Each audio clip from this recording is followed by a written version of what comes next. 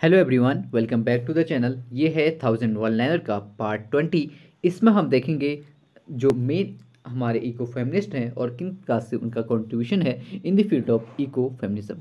पहली जो हमारे थिंकर हैं वो है मैरी डेली। इनका जन्म हुआ था अक्टूबर 16 1928 टू जनवरी 3 2010। ये एक अमेरिकन रेडिकल फेमिनिस्ट फिलोसोफर हैं जिन्होंने की जिनको कि जाना जाता है as a radical lesbian feminist के नाम से भी। और इन्होंने बॉस्टन स्कूल पे 33 सालों तक पढ़ाया था। जब ये 1999 पे रिटायर्ड हुई तो इनका जो रिटायरमेंट था, क्योंकि ये वॉयलेट कर रही थी यूनिवर्सिटीज की पॉलिसीज़ को, जो वहाँ पर जो वुमेन स्टडीज़ का सब्जेक्ट होता था उसको सिर्फ और सिर्फ फीमेल मेंबर्स ही उसमें पढ़ सकते थे। तो एलिजिडली इन पे ये आरोप लगा कि यह प्राइवेट ट्यूशन दे रही थी अपने मेल स्टूडेंट्स को भी, जो कि क्लास थी किसके बारे में, वुमेन स्टडीज़ के बारे में। सो मैरी डली जो कि एक है रेडिकल फेमिनिस्ट, और इनको कहा जाता है as a radical lesbian feminist. Next हमारे थिंकर है डोनाई हॉर्वे। तो इनका जो बॉर्न हुई थी सितंबर 6 1994 पे। ये एक अमेरिकन फिलोसोफर हैं और प्रोफेसर हैं हिस्ट्री ऑफ कॉन्शियसनेस की फेमिनिस्ट स्टडीज़ डिपार्टमेंट पे, university of California, United states. ये प्रोमिनेंट स्कॉलर रही हैं इन the field of science and technology studies, जो कि इन्होंने जो काम किया है 1990s में, और as a feminist and post modernist भी हम इनको जानते हैं। हैरवे ने न्यूमरस फाउंडेशन बुक्स लिखी हैं साइंस और फेमिनिज्म को साथ लाते हुए। इनकी एक बुक है जो कि है द साइबरबॉग मैनिफेस्टो, जो कि बहुत ज़्यादा इंपॉर्टेंट है, science technology and socialist feminism in the late 20th century. इसके अलावा दूसरी बुक है इनकी situated knowledge, the science question in feminism and the privilege of particular perspective. इसके अलावा उनका कंट्रीब्यूशन रहा है intersection of information technology and feminist theory में भी। Haraway Haraway is widely cited in work related to human-computer interaction. Her situated knowledge and cyberwork manifesto publication in particular have sparked a discussion within the HCI community regarding framing the postmodernity from which research and system are designed. तो इसके अलावा उन्होंने human computer interaction किस प्रकार से होता है, जो कि उनकी बुक है साइबरबॉग, और दूसरी बुक है द सिचुएटेड नॉलेज। तो इस इन दोनों में इस चीज़ की बात की है। She is also leading scholar in contemporary eco feminism. तो इको फेमिनिज्म में भी हम डोना हेरवी का नाम देखते हैं with post humanism and new materialism movement. Her work cited anthropocentric Her work cites anthropocentrism, emphasizes that self-organizing powers of non-human processes and explore dissonant relations between these processes and cultural practice, rethinking sources of ethics. Haraway criticized the Anthropocene because it generalizes us as a species. तो anthropocentrism एक ऐसी philosophy है या फिर एक ऐसा idea है जहाँ पर कि ये माना जाता है कि जो ह्यूमंस हैं वही सेंटर पे हैं इस यूनिवर्स के, और उन्हीं को देख के सारी चीज़ें हो रही हैं। नेक्स्ट है मारिया विंस। तो मारिया विंस ने बहुत सारी किताबें लिखी हैं। ये एक जर्मन फिलोसोफर थी सोशोलॉजी की, और ऑथर है सेवरल फेमिनिस्ट वर्क्स की, जिनमें की इंक्लूड करता है इंडियन वुमन एंड पैट्रियार्की, जो कि आई थी 1980 में, patriarchy and accumulation of on a world scale 1986। इसके अलावा women the last colony 1988, Indian women and patriarchy, conflicts and dilemmas of students and working women, new Delhi, ये कॉन्सेप्ट 1980, ये एक बुक है। इसके अलावा lace maker of Narsapur, Indian हाउसवाइफ्स produce for the world market, ये इनकी दूसरी बुक है। और वंदना शिवा के साथ उन्होंने बुक लिखी है इको फेमिनिज्म। स्निथ सेट्रिक के साथ उन्होंने बुक लिखी है the daughter of development, women in a changing environment, patriarchy and accumulation on a world scale, women in the international division of labour. इसके अलावा इनकी बुक है वेरोनिका बेंडिक्ट के साथ the substance perspective beyond the globalised economy, the village and the world, my life over times. तो ये सारी इनकी बुक्स हैं जिनमें कि ये फेमस हैं Indian women patriarchy, lace maker of Narsapur, eco feminism जो कि वंदना शिवा के साथ लिखी है, द डॉटर्स ऑफ डेवलपमेंट जो कि स्निथ स्ट्रिक के साथ लिखी है, patriarchy and accumulation on a world scale, women in the international division of labour, Veronica के साथ इन्होंने लिखी है the substance perspective beyond the globalised economy. इसके अलावा इनकी बुक है the village and the world. Next देखते हैं वंदना शिवा के बारे में।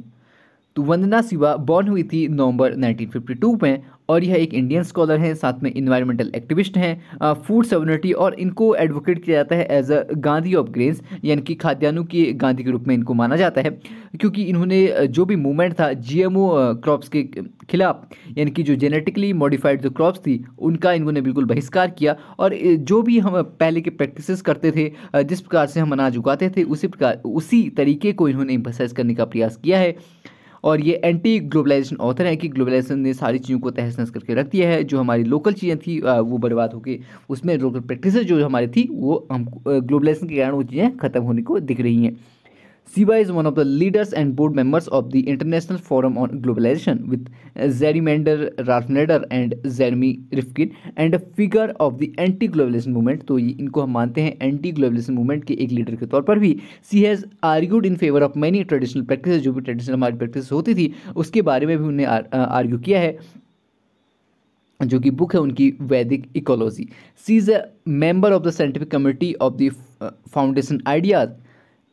Spain socialist party think tank पे भी वो एक मेंबर रह चुकी हैं। She is also member of international organisation for participatory society. तो इस बहुत सारी सोसाइटीज़ की वो मेंबर रह चुकी हैं, जिनमें कि एक है international organisation for participatory society. इसके अलावा उन्होंने राइट लिवलीहुड अवार्ड 1993 में उनको रिसीव हुआ। An award establish by Swedish German philanthropist Jakob von Uexkull के द्वारा जो अवार्ड एस्टेब्लिश किया गया था, और इसको एक अल्टरनेटिव माना जाता है एज अ नोबेल प्राइज के। नेक्स्ट देखते हैं अरुंधति रॉय। तो अरुंधति रॉय की फेमस बुक है the God of small things, जिसके लिए उन्हें मैन बुकर प्राइज़ मिला। इसके अलावा अरुंधति रॉय ने बहुत ज़्यादा काम किया है इन्वायरमेंटल इश्यूज़ पे, इसके अलावा वो ह्यूमन राइट्स पे भी काम करते आई हैं। नेक्स्ट देखते हैं एलिस मेल्सेनर। तो ये इनका जन्म हुआ था फरवरी 9, 1944 को। ये एक अमेरिकन नोवेलिस्ट हैं जो कि शॉर्ट स्टोरी राइट करती हैं, पोएट हैं और सोशल एक्टिविस्ट हैं। इनकी बुक जो कि इनकी नोवेल जो है द कलर पर्पल, इन्होंने अपने पूरे करियर के दौरान लिखी और बहुत ज़्यादा फेमस ये बुक हुई, जिसके लिए इनके पुलिंजर प्राइज़ मिला।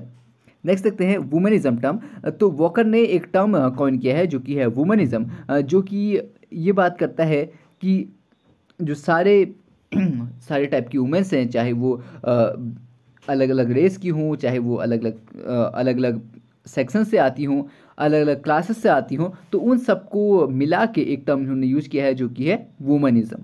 वुमनिस्ट in her collection in search of our mothers' garden, जो कि ये बुक है, इस पर ये टर्म इन्होंने कॉइन किया था। आगे देखते हैं वंगारी मथाई वही हैं जिन्होंने ग्रीन बेल्ट मूवमेंट स्टार्ट किया था 1977 में, और इनको नोबेल पीस प्राइज से भी सम्मानित किया जा चुका है। तो और इन्होंने वुमेन्स राइट पे बहुत ज़्यादा जोर दिया है, उसके बारे में बात की है।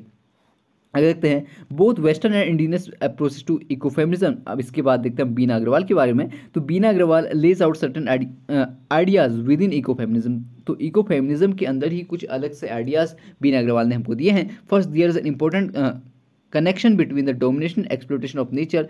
Second, in patriarchal thought, women are seen to be closer to nature and man are close to culture. तो ये कहती है जो मैन है वो कल्चर के ज़्यादा करीब दिखते हैं, और जो वुमेन है वो नेचर के ज़्यादा करीब दिखती हैं। Nature in turn is seen to be inferior to culture and therefore women are inferior to man. तो अगर हम एक एनालॉजी ड्रॉ करना चाहें तो वंदना शिवा के अनुसार जिस प्रकार से हमको नेचर इन्फीरियर दिखता है कल्चर के टर्म्स में, और इसी प्रकार से वुमेन को मैन के रिलेशन में हम इन्फीरियर देखते हैं, क्योंकि मैन का बहुत ज़्यादा डोमिनेशन हमको देखने को मिलता है। Third, domination and operation of nature end of women have occurred together. तो इस प्रकार से हम देखते हैं कि नेचर और वुमेन का जो ऑपरेशन है वो हमको साथ साथ में देखने को मिलता है। वुमेन है an important stake in ending the domination of nature, thereby bringing together both human and non human nature. तो इस प्रकार से हमको ह्यूमन और नॉन ह्यूमन जो भी सारी चीज़ें हैं उनको साथ में लाना पड़ेगा। Fourth, the feminist movement and the environmental movement must stand together to create a more equitable and just society. तो हमको एक ऐसी सोसाइटी बनानी है जो कि बराबरी पर हो, जिसमें कि सभी को जस्टिस मिल सके और सभी समान हो, जो सोसाइटी हो पूरी जस्ट सोसाइटी हो। Both the movements have a lot in common and are and can create a common prospective practice and theory. तो दोनों प्रकार के जो मूवमेंट हैं वो क्या कर सकते हैं, एक फिक्स थ्योरी पे आ सकते हैं, प्रैक्टिस पे आ सकते हैं, और एक कॉमन पर्सपेक्टिव पे आ सकते हैं। तो ये सारे कुछ पॉइंट्स बीना अग्रवाल ने इको फेमिनिज्म के अंदर दिए हैं, जिनमें कि पहला है कि जिस प्रकार से नेचर और वुमेन का उनको रिलेशन बताते हैं, नेचर और कल्चर का रिलेशन बताते हैं, जिस प्रकार से हम देखने को मिलता है कि नेचर इन्फीरियर है इन टर्म्स ऑफ कल्चर, तो इसी प्रकार से वो कहती हैं कि वुमेन भी इन्फीरियर है इन कंपैरिजन टू मैन। और जो डोमिनेशन ऑपरेशन है नेचर और वुमेन का, दोनों साथ साथ हमको चलने को देखने को मिलता है। जो फेमिनिस्ट मूवमेंट है और इन्वायरमेंटल मूवमेंट है, दोनों को साथ साथ आना चाहिए और दोनों को एक मोर इक्विटेबल और जस्ट सोसाइटी के बारे में सोचना चाहिए, जहाँ पर कि एक कॉमन पर्सपेक्टिव और प्रैक्टिस हम देखें या फिर एक कॉमन थ्योरी की ओर हम आगे बढ़ें। नेक्स्ट है, in the sense ecofeminism, Agarwal noted that ecofeminist movement has an ideological base that attributes the source of the subordination and domination of women in existing system of beliefs and practice and representation. तो इस प्रकार से हम ecofeminism में जो देखते हैं कि जो बीना अग्रवाल का आइडिया है कि इस प्रकार से जो फेमिनिस्ट थॉट हैं और इन्वायरमेंट है, दोनों को साथ लाके कुछ एक कॉमन पर्सपेक्टिव हमको बनाना चाहिए। And the supporter of his movement are calling out all man and women to rethink and recreate the relation to nature. तो जो उसके सपोर्टर हैं बीना अग्रवाल के, या फिर बीना अग्रवाल को स्वयं कहती हैं कि जो मैन एंड वुमेन है उनको दोबारा सोचना चाहिए और रिक्रिएट करना चाहिए अपने रिलेशनशिप नेचर के साथ। Eco feminism emerge a response to the large scale destruction of the environment and subsequent impact on women. तो इको फेमिनिज्म कब आया, जबकि बहुत ज़्यादा लार्ज स्केल डिस्ट्रक्शन हो रही थी इन्वायरमेंट के साथ, इसके अलावा वुमेन्स पे भी इसका एडवर्स इफेक्ट पड़ रहा था। Interestingly the correlation between a tortured and exploited environment and a subsequent oppressed sex was involved in the west। तो ये जो इन्वॉल्वमेंट हुई ये सारी चीज़ों की किस प्रकार से हम नेचर को भी पॉल्यूट कर रहे हैं, नेचर को भी ऑपरेस्ट कर रहे हैं, वुमेन को भी ऑपरेस्ट कर रहे हैं। तो इस आइडिया की जो शुरुआत हमको देखने को मिलती है वो शुरुआत देखने को मिलती है वेस्ट में। But in order to create a workable theory of action and the need to work at cross-cultural debates and issues led to the emergence of other strands of thought within ecofeminism। तो हमको अलग अलग stands भी देखने को मिलते हैं, अलग अलग चीज़ें इसके आगे देखने को मिलती हैं। This was also in answer to a large-scale ecological movement in developing countries, where the ties between nature and women were seen to be more relevant। तो इसके बाद हमको जो इकोलॉजिकल मूवमेंट देखे, चाहे वो इंडिया पे देखें चाहे वो और डेवलपिंग कंट्रीज में देखें, तो वहाँ पर जो टाइज थे किस किस बेस में, इन्वायरमेंट के बीच में और यानी कि नेचर के बीच में और वुमेन के बीच में, जो कि ज़्यादा रेलिवेंस थे, तो हमको वहाँ पर काफ़ी इको फेमिनिज्म का कॉन्सेप्ट हमको देखने को मिला। In the next